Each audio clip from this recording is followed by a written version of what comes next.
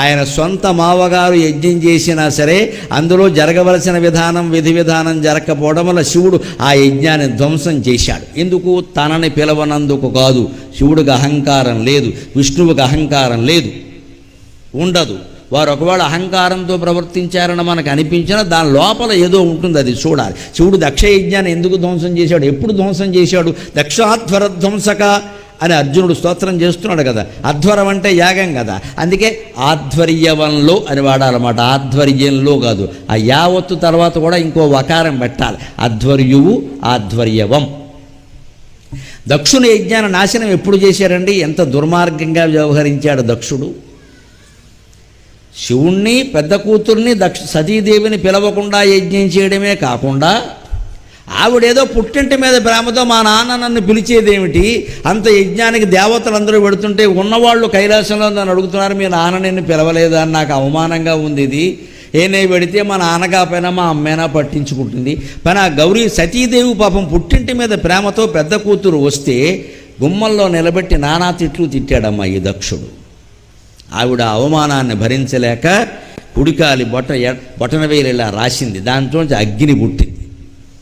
అప్పటి నుంచి ఆ అగ్నిలో ఆవిడ యోగాగ్నిలో భస్మమైంది. అప్పటి నుంచే పుట్టింది. ఆడవాళ్ళు కాలి బొటన వేలు నేల మీద రాయద్దు. మనం రాస్తే ఏమీ పుట్టదమ్మా, ఆమోదం కూడా పుట్టదు.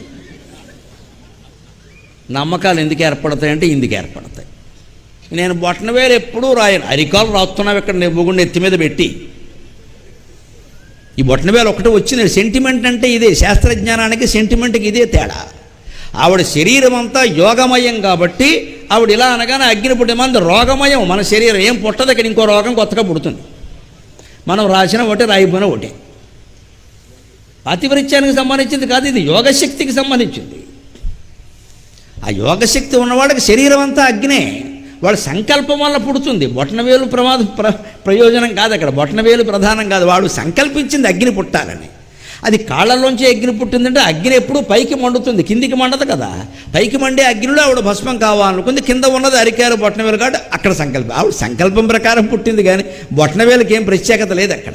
అందుకని బొటనవేలుకి అభిషేకం చేస్తూ కూర్చోకూడదు, విషయం తెలుసుకోవాలి, అది తేడా. అందుకని ఆ యోగాగ్నిలో భస్మైంది. అప్పుడు మండింది శివుడికి. ఆ మాట తెలిసింది అక్కడ, దుర్మార్గుడా, నువ్వు మావగారివి కాదు, మనిషివి కూడా కాదురా. నా భార్య నన్ను కాదని పుట్టింటికి వెళ్ళినా నాకు అహంకారం రాలేదే, పోల్నే వెళ్ళింది అనుకున్నానే. మరి అంతే కదనే ఆవిడ చేసింది, కాదనే వెళ్ళింది కదా. భర్తకు అహంకారం రావాలి కదా, రాలేదే. శివుడికి అహంకారం రాదు, విష్ణువుకి అహంకారం రాదు, కాబట్టే వాళ్ళు దేవతలు. భార్య కాదన్నా నాకేం అహంకారం రాలేదు, ఏదో ఆడాళ్ళు పుట్టింటి భ్రమ ఉంటుంది, పెడతారు, పోన్లే ఏదో ఓసారి జరిగితే దానికే తెలుస్తుందని ఊరుకున్నా. కానీ ఇంత అవమానం చేస్తావా, నా మీద అగౌరవాన్ని కూతురు మీద చూపిస్తావా? శత్రుత్వానికి అర్థం లేదా?